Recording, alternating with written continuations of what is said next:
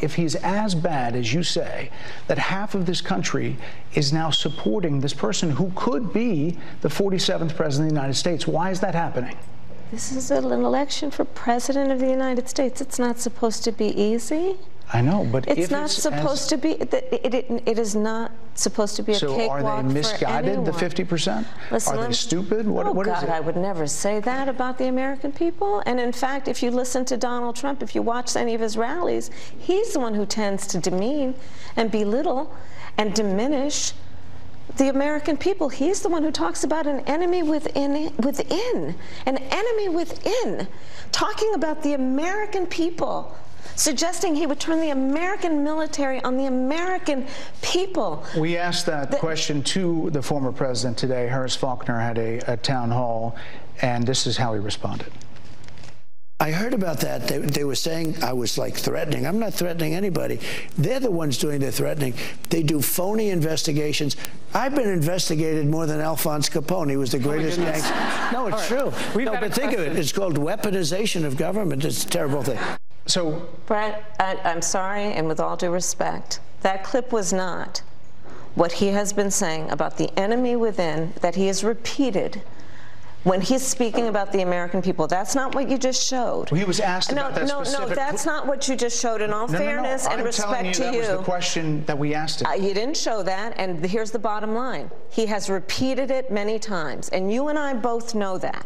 And you and I both know that he has talked about turning the American military on the American people. He has talked about going after people who are engaged in peaceful protest. He has talked about locking people up because they disagree with him. This is a democracy. And in a democracy, the President of the United States, in the United States of America, should be willing to be able to handle criticism without saying he'd lock people up for doing it. And this is what is at stake, which is why you have someone like the former chairman of the Joint Chiefs of Staff saying what Mark Milley has said about Donald Trump being a threat to the United States of America. That was Fox's Bret Baier clearly performing for an audience of one after Trump melted down over the prospect of a softball interview by Baier on Trump's home turf. And so, in order to appease the God King, Baier came in with guns blazing, offering Kamala what I think was clearly the toughest interview of the campaign, and one that she passed with flying colors. Now, so as not to bury the lead here, Baier tries to whitewash Donald Trump's comments by offering some tepid response he gives during an interview with Fox's Maria Bartiromo, but to Harris's point, that is not all that Donald Trump has been saying about the enemy from within.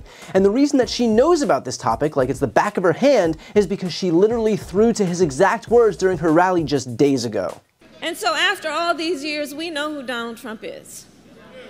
He is someone who will stop at nothing to claim power for himself. And you don't have to take my word for it. I've said for a while now, watch his rallies. Listen to his words. He tells us who he is. And he tells us what he would do if he is elected president. So here tonight, I will show you one example of Donald Trump's worldview and intentions. Please roll the clip.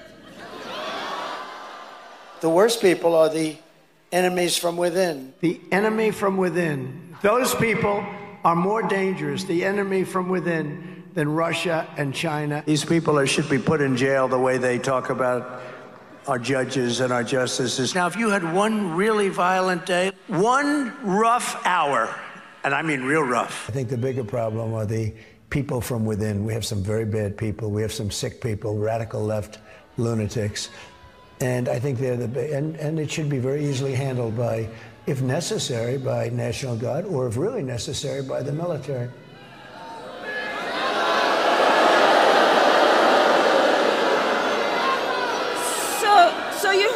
So you heard his words. You heard his words coming from him.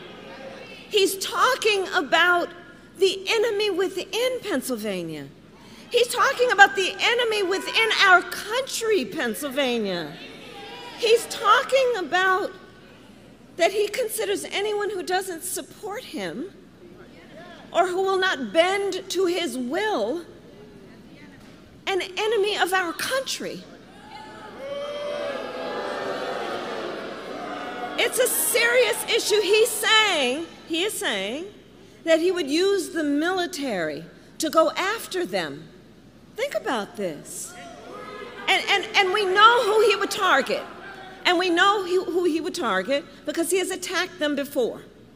Journalists whose stories he doesn't like. Election officials who refuse to cheat by filling extra votes and finding extra votes for him. Judges who insist on following the law instead of bending to his will.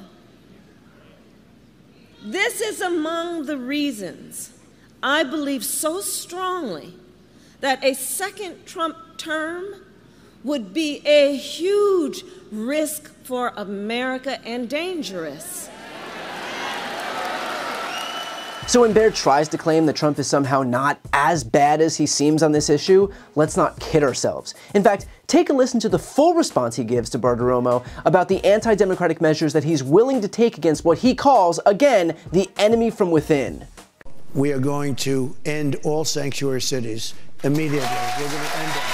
Because they're really... Is that an executive order you do that with? They're really... I can do it with an executive order. I'll have to do it with an executive order. You can do it with the Aliens of 1798. We can do things in terms of moving people out.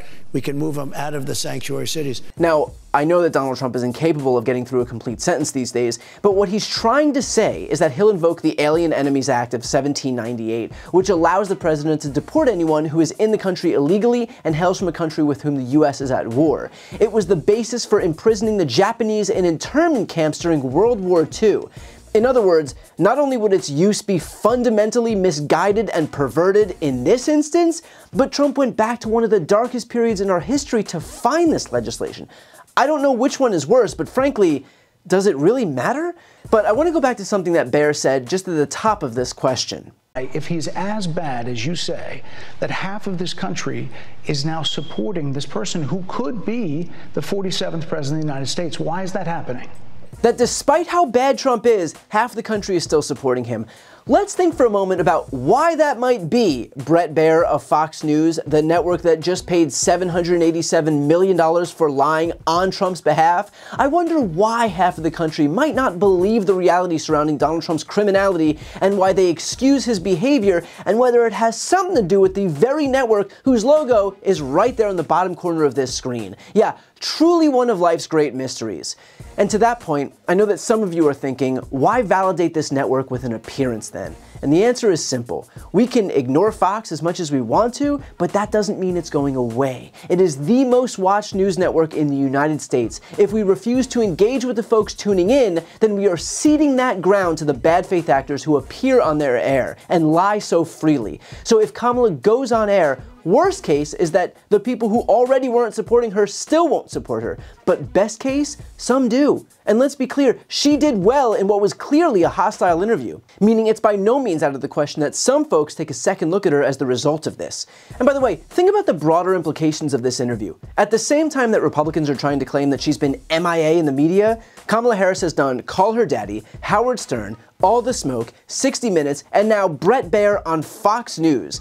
And Trump? Well, he canceled his 60 Minutes interview, he canceled his CNBC interview, he bailed on a second debate against Kamala Harris, but hey, at least he did a town hall with the toughest interviewer of all, Kristi Noem. So yeah, remind me, who's the one who's afraid to answer tough questions again?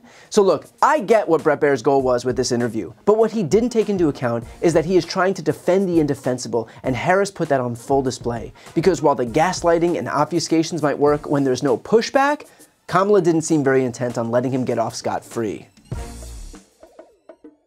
Before you go, just a quick note, if you'd like to see more of my content, which is always free of advertising, sponsorships, and paywalls, please make sure to subscribe to this channel using the subscribe button right here on this screen.